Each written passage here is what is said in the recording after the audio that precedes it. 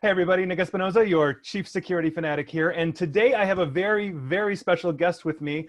This is Congresswoman Robin Kelly. She is a representative of the great state of Illinois' 2nd District. I happen to be in Illinois, although not in your district, so thank you for joining me here. And You're quite welcome. Thank you. And we are going to be actually talking about a bill that she spearheaded, H.R. 1668, the Internet of Things, or IoT Cybersecurity Improvement Act of 2020. Now, this was a bipartisan effort with apparently 26 co-sponsors, from what I understand. That's what I read. I'm not quite sure the exact number, but I know that we had a good number and it was bipartisan, so that's thrilling. Yeah, no, that's great. That's great. And it was passed by the House, the Senate, and President Trump signed it into law. So, so this is a huge win for, I think, the United States and the cybersecurity community, obviously, of which I'm part of. So, Representative Kelly, can you tell us more about the bill and what this is going to do for us as Americans? Right. The bill ensures that the government only purchases secure or securable IoT devices. You know, as COVID-19 required a shift to digital work, this is more critical now to protect U.S. systems, to protect data and national security. So that's really the gist of it. No, and that's great. That's great. And I think that's something that the U.S. government has generally been looking at, you know, overall. So, for example, the Department of Defense has the new cybersecurity maturity model certification that assures that supply chain that, you know, we're not sitting there allowing foreign governments to go ahead and monitor everything that we're doing. So I think that's, you know, that's a really good thing. And I'm really glad it passed. And I wanted it was a long time coming. Yeah. From what I understand, it was March of 2019 that was when it started, right?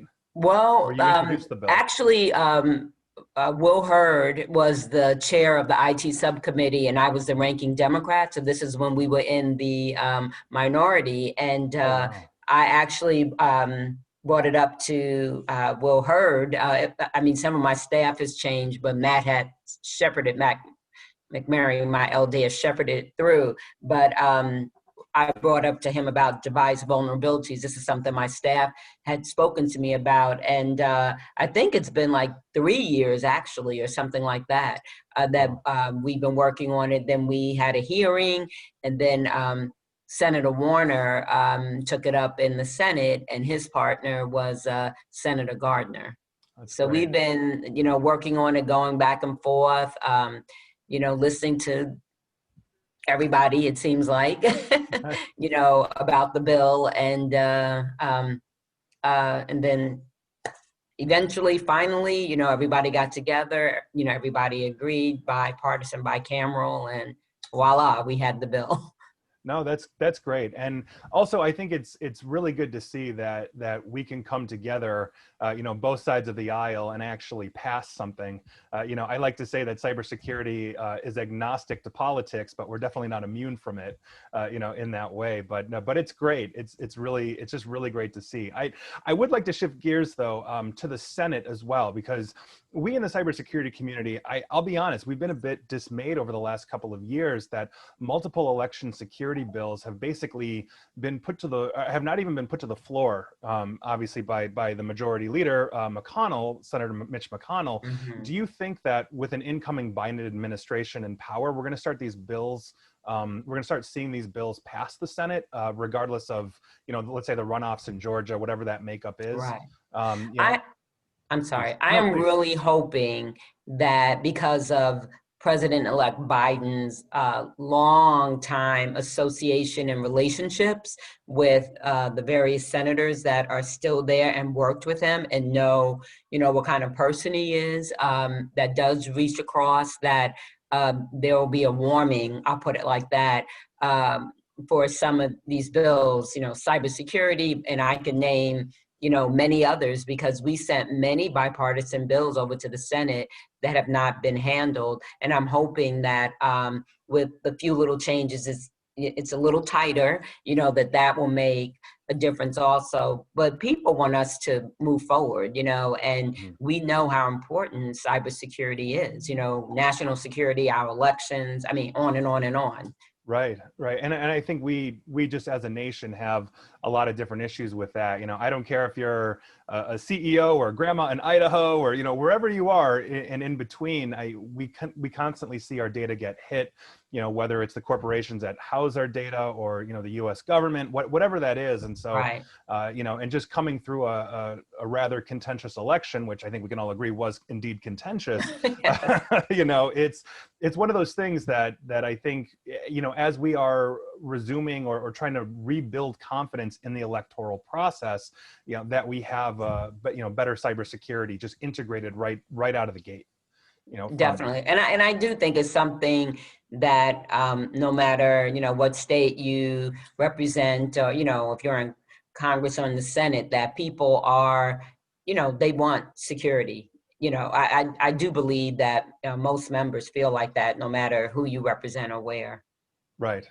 Well, and I think, like everything, we're herd immunity for COVID. We're all in cybersecurity together, right? That's We're right. all protecting ourselves by not answering that phishing email that gets our friends on Facebook hit, and all of that. And speaking of which, I think one of the things that the United States tends to be lacking is something that the European Union, the EU, put together and ratified in 2018, and that is their General Data Protection Regulations, or GDPR, that allows EU citizens the right to be forgotten, the right to handle their data, whether they're on Facebook or another platform. And I think that if the United States had a GDPR here, whatever we wanted to call it, that seems like it would be in line with the Constitution's right to privacy. Mm-hmm. And so, as a representative of in Congress, what do you think about the U.S. passing a GDPR? Do we have a chance? We've seen this in California with the CCPA, and New York has their shield. Here in Illinois, as you know, we have the biometric,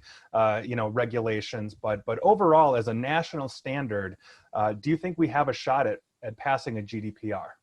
It's so hard to say, but I would say I think we have a better shot now maybe than we did a year ago or 2 years ago. And I think it would be important to hear from, California, Illinois, New York, people that have put, or states that have put some things in place and have hearings about it. I'm no longer, well, there's no more IT subcommittee. It's all under Rep. Conley. It was merged together with his committee. But I think those are proved to be interesting hearings to get feedback. What do you think would stop a GDPR from coming into play? I mean, if we have bipartisan support to protect IoT security for the U.S. government, Mm-hmm. and we've got the DoD ensuring their supply chain is no longer going to be stolen by state-sponsored attackers, what do you think it would take for the government, the federal government, to spin that up for the citizens? Some of my colleagues, they believe in, small government, stay out of our way, and also they believe in more state rights. So, I don't know if they would feel like each state needs to do something, which, we've found with different pieces of legislation and different issues, that doesn't make sense, to have 50 different, systems, that one system would be easier. But really, I don't know. Like I said, I don't know if it would be a state right thing. My colleagues talk about that often, but it's hard to say. It is. This last 4 years has me, sometimes I don't know what people are going to think or why they're going to do what they do. Yes. The last million years and the last 4 years, I think, is the consensus for quite a bit. I mean, the way I think we look at it here, just in the American cybersecurity community, is that it dovetails with the constitutional right to privacy. And so as our privacy moves online, or, as we start, I don't know, colonizing the moon, wherever it is, our privacy goes with us, whether we're in cyberspace or physical space. And by virtue of that, I'd actually like to jump gears again and talk about some recent news that we heard. My colleague, Chris Krebs, who ran the CISA, which is obviously the cybersecurity wing of the Department of Homeland Security, was recently fired by President Trump after he disputed the president's claims. And Chris Krebs said this was the most secure election from a cybersecurity standpoint in the history of the United States. Now, by virtue of that, there have been some public calls that we've seen in the media to basically have his position, or his former position, I should say, or a very similar position essentially be appointed and confirmed by Congress, so that a president could not unilaterally dismiss who is ostensibly the head of cybersecurity for the entire US government. And I'm very curious to know what your thoughts are on that entire situation, and if a position like that is actually tenable, to be passed or ratified. Well, first of all, it's absolutely ridiculous that he got fired. And you would think that someone in charge, I've never been the president, but I've been the chief of staff and in charge of things. And like right now, I want my staff to feel like they can tell me the truth, whether it's something I really want to hear or not. But if it's the truth, then it's going to help me do my job better, or just to be more aware of what's needed. I would want to hear that. And the thing is, because it's been President Trump, I think we need to look at a lot of different things. But do we change everything because of him? I'm hoping, and not trying to be disrespectful, that he was more of an anomaly, because there are a lot of things we thought were safe and secure that now it doesn't, we have to look back and question, but I wouldn't be opposed to it being an appointment.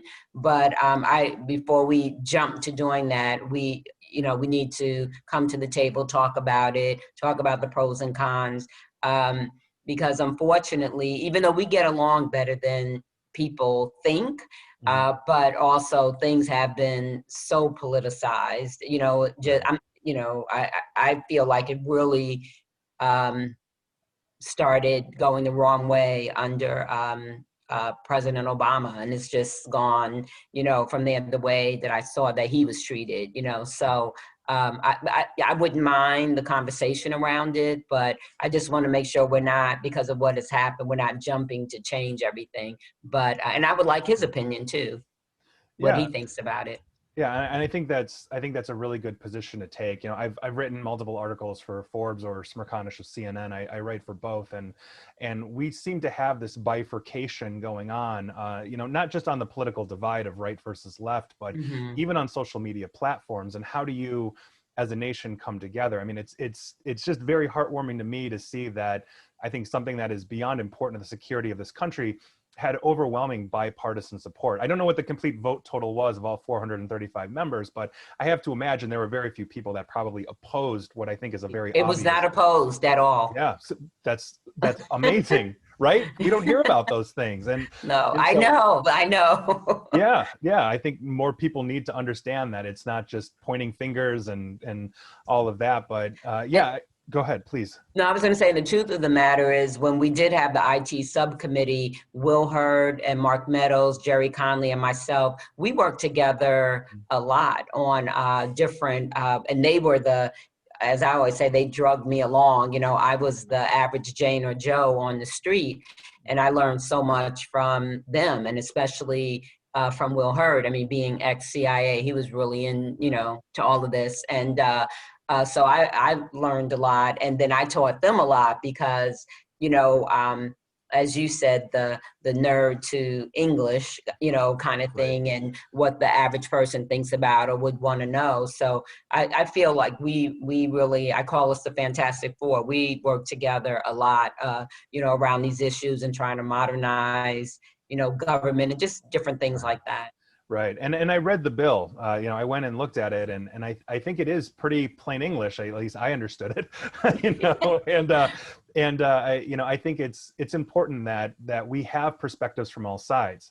It's like buying that super expensive German automobile that was clearly made by engineers and takes you 40 steps just to turn a radio station. Like we don't need that in our lives. I think we need, hey, there are toys like that too.